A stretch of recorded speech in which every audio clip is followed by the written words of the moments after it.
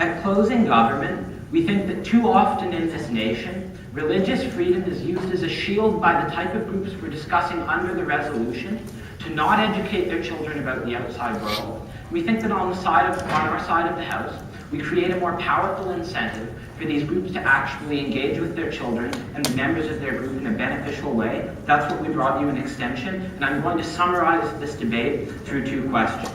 Firstly, who best serves the interests of these individual religious people? And secondly, who improves the groups? Firstly, who best serves the interests of these religious people? And what we hear is, first off from Ben, education in these communities is often already quite good, right? They learn things like subsistence farming, everything they need to know.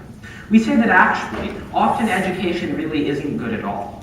Religious freedom is a very powerful shield that allows these groups to get away with doing the types of things like not providing basic education in areas like science and math that make it impossible for their members to get high school degrees. We gave you the example of the Lev Tahor, where when a class of their kids were asked who's the Prime Minister of Canada, they couldn't answer. So we think the reality is that often the education actually is not good at all. Right? We say that these groups have actually crippled the ability of the child to exist in the outside world, and they have the obligation to actually remedy that. We then tell you on this idea that they can turn to existing outside support networks. Firstly, we would question the strength of existing outside support networks for people leaving religious communities. We think that it is a very complicated plight. We don't think there's enough money out there in a lot of cases. We think that the groups are actually responsible for the situation they're in. That's why they have an obligation. But also we say, like, these communities isolate themselves for a reason. They shut their people off from the outside world for a reason. And that reason is that they teach these types of radical beliefs, right? They want people to fear leaving. What do we hear? We hear that the parents don't actually, no thank you, mean to do anything wrong. Parents think that this is the right way to raise their kids, and because of that, it's okay. We don't think that it's an appropriate excuse for doing the type of thing that you do when you cut your child off concretely from the outside world, to simply say, oh, well, you didn't realize it was wrong, therefore you shouldn't have to help. We think often the alternative is that they don't get any type of reintegration. This might not fix all the problems, but if they don't think 4 months is enough, I think 0 months is quite a bit worse. What did we hear in response to our extension? We heard that these groups won't want to pay. We heard that these groups won't want to let the person go.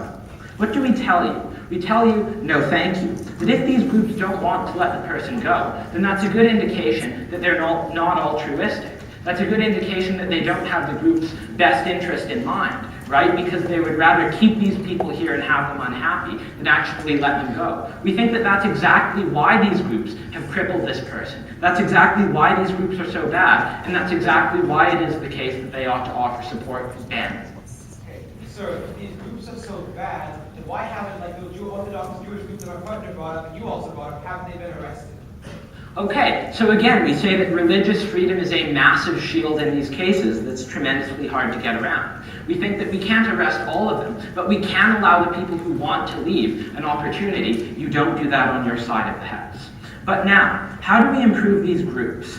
Because what we tell you is that under the status quo, they don't want people to leave, right? And that we actually create an incentive to be more reasonable.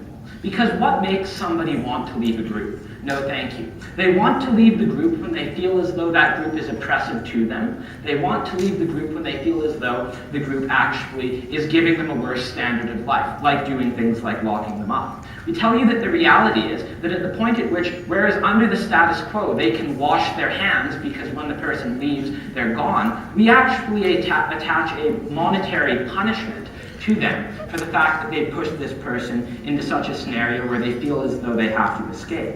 We think that this is actually a good thing under the model. right? Because the reality is that like they are oppressing the person if they're locking the person up, if they're not trying to let them go. And under our model, because we actually force them to pay monetary compensation, we create a scenario where they now have an incentive to allow more access to the outside world, or at the very least to be more fair to these people. Finally, in response to the idea that they don't have money, we tell you that like in the case of many of these networks, like they technically exist, the people are registered, but they don't register their jobs, and because of that they receive a lot of money in things like welfare payments. We think that's an example of where they could draw from. At the end of the day, we give you an effective mechanism that guarantees the right of individuals who choose to leave these communities, their ability to do so, while opposition bench leaves them out to dry. That's why we think we deserve to win. Thank you.